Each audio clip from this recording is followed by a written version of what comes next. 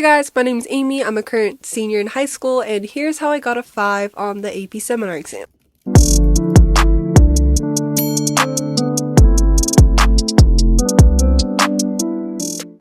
So this is the first part to a 4-part video of how I got a 5 on the AP seminar exam. This video, which is part 1, I will be talking about the performance task 1, and then part 2 we'll be talking about performance task 2. Part 3 we'll be talking about the end of course exam, and the last part will be about the class itself specific to my school, which of course for safety purposes I will not be releasing. Here are just a couple of disclaimers. Number 1, this is my experience from last year. It has already been almost over a year, so it could be different this year. Number 2, if you hear anything different, so like what I say is not what your teacher says, like one of my tips is contradicting, then please listen to your teacher. Do not trust me. Okay, let's get started. First, let's start off with the form of the AP seminar exam. There are 2 performance tasks and an end of course exam. So let's talk about performance task 1. Performance task 1 is 20% of the actual AP seminar exam score and has 2 parts, an individual research report and a team multimedia presentation with oral defense questions.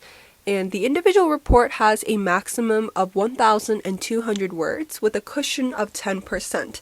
That basically means that you can write up to 1,320 words. That is like the maximum you can write.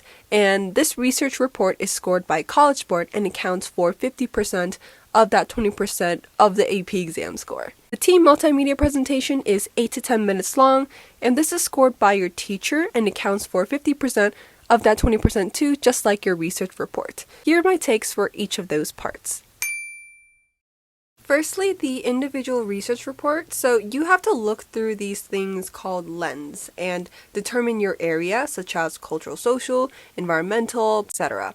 And the topic can be anything your group agrees with as long as you look through that topic with a certain lens. 1,200 words do sound like a lot, but you'll definitely end up using a lot more than you can. I remember I had around 1,500 words and I had to cut down a lot. Here are some things that I did. So to determine the topic of our research, my group and I just talked about our interests and previous researches. We decided on a topic by talking about a research project one of my group members did a couple of years ago. So one tip I have is to choose a topic that not a lot of people know about. For example, my group chose the Pygmalion effect. And the Pygmalion effect is a concept in which higher expectations lead to better performance. It's pretty easy to understand, but I've never heard of it before, and most of my classmates have never heard of it before. But it was easy to understand, easy to research, but just not that well known of a concept. So definitely choose something like that. Okay, so after we determined our research topic, next thing we did was determine our research question. And again, this was part of our assignment and class flow. It's not like we purposely did a research question first. We had to. So we first made it very broad and then kept specifying it. The teacher also helped us a lot by doing a lot of assignments and feedback about our research questions. And even the peers, so people outside of our team, had to look through our question and give us feedback, which was pretty helpful. Secondly, for my own individual research report, and just to clarify, this individual research report is done by yourself and not with your other teammates. So for my individual research report, I created an outline. I thought up of different broad topics about the topic through my lens.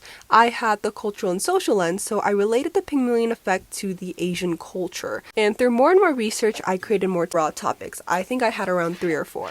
And the next thing that I worked on was evidence. So the teacher gave us an assignment in which we had to collect sources that were relevant to our research.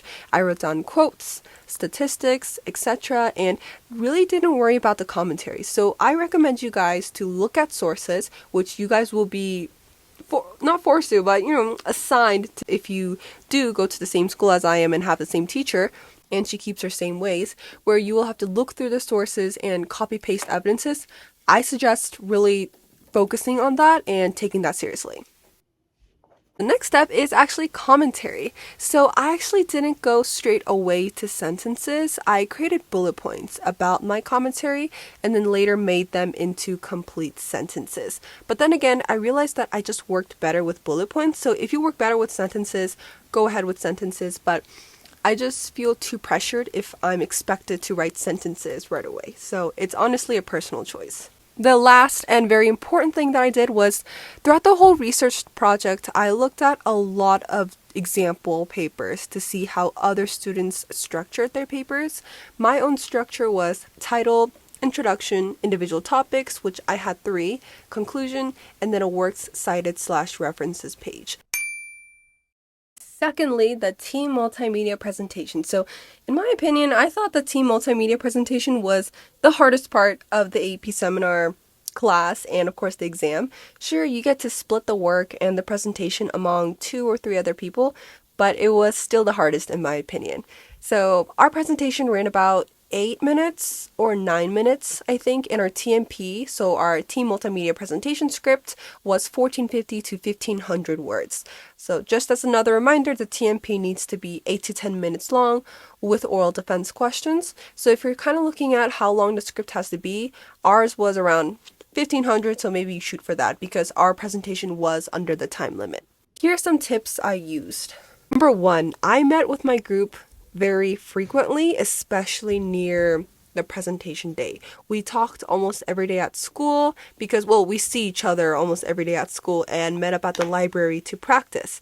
We would spend hours until closing time to practice and figure out our script. And of course, we didn't spend every single day like this. It was mainly when it was around a couple weeks or maybe like 2 or 1 week before it was time to present. Number 2, we figured out the order of which topics we will talk about first. This was the part that was the super hard. I think it's important to establish this and kind of make it permanent first, because if we keep changing it around at the end when it's almost time to present, it's going to be very confusing. So with your group, make sure that you establish the order first before moving on to any information. Once you figure out the topic order, then you can determine who's presenting first, second, third, etc. Okay, number 3, split up the time. Since we had 4 group members, we decided to split it into 2 minutes per topic. And that resulted around 8 minutes, but we knew there was going to be a few bumps, like maybe we stutter or technical difficulties. So we kind of gave each other a couple of seconds just in case. Number 4, we began writing down our information first and then started cutting it down after timing ourselves. So please don't be pressured like, oh, I have to make it under 2 minutes. What I did was copy and paste my individual research report into the script, and then I just cut some information that I felt like didn't really need it to be included, and then I timed myself to make sure it was in that 2 minutes or the time limit that I was assigned. Number 5, we included transitions. So after we put our information down and our script was almost, ready to go, we included transitions. Whenever we moved on to a different topic, we said, and now Bob will talk about the limitations, or let's move on to the conclusion by Lily, etc. Like something like that.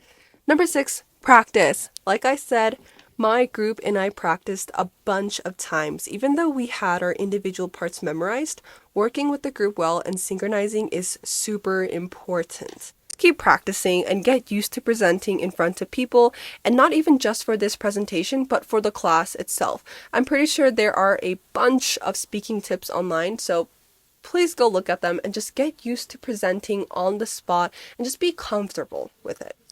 Overall, the performance task 1 was one of the first performance tasks I've ever did, so it was difficult. I'm not going to say it was easy and pretty simple. In my school, if you know, great. If you don't, you don't. The teacher does a mock presentation before the TMP, like the actual presentation, so this process won't be completely new to you guys. At least you guys won't be completely lost. Just make sure you get good teammates. Use that mock presentation time to find some good people to choose for your teammate. If your teammate slacks, please tell your teacher. I don't know about other schools, but for my school in specific, the teacher will definitely take action.